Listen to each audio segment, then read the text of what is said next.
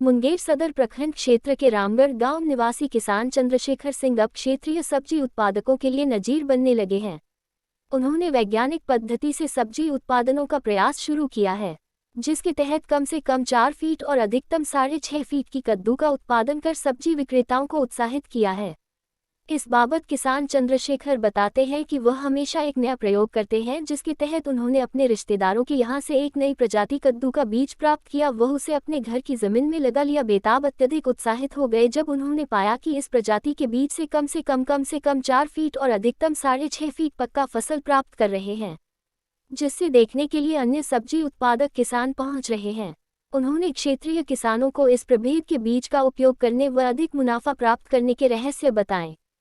हालांकि किसान चंद्रशेखर बताते हैं कि इस वर्ष उन्होंने इस प्रभेद से प्राप्त फसल की बिक्री नहीं की है, लेकिन अगले वर्ष उन्हें मौका मिला तो वे मुनाफा कमाने से हिचकिचाएंगे नहीं।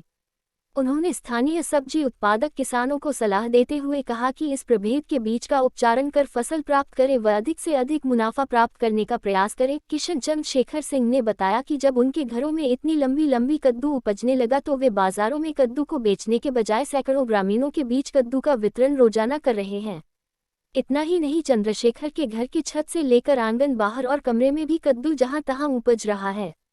वहीं किशन चंद्रशेखर ने बताया कि इतनी लंबी कद्दू को कृषि विभाग के द्वारा लगाया गया प्रदर्शनी में लगाया जाता है, यह मुझे मालूम नहीं था और ना ही मुझे कृषि विभाग के द्वारा कृषि करने के लिए आज तक प्रेरित किया गया है।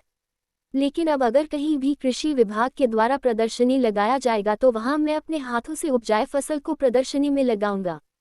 वहीं उन्होंने बताया कि हम लोग पूरा परिवार खेती पर ही निर्भर करते हैं और फसल उपजाने के लिए मेरे पास इतनी भी राशि नहीं है। अगर कृषि विभाग के अलावे सरकारी स्तर पर हम लोगों को किश्ती करने के लिए सहायता मिले तो हम अपने फसल को बेहतर तरीके से उपजा करेंगे।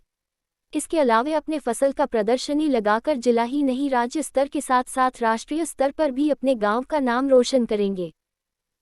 तो थी इस कद्दू का कि इतना लंबा होता है, तभी तो हम इसको लाके लगाए थे। अच्छा, जी, फिर ये लगाए थे हम लगभग, लगता है कि आषाढ़ महीना में लगाए थे। अच्छा, हाँ, फिर फरने तो लगा ये कार्तिक में फरने लगा ये।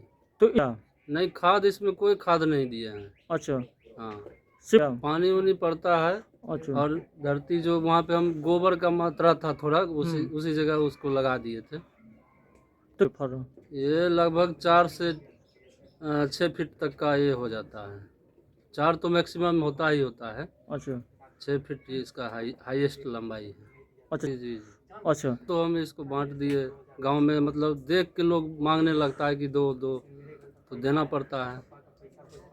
तो खाते हैं और जिसको होता है कोई मोबाइल पे, जैसे फेसबुक पे, व्हाट्सएप पे, इंस्टाग्राम पे लगाता है अपना फोटो खींच के।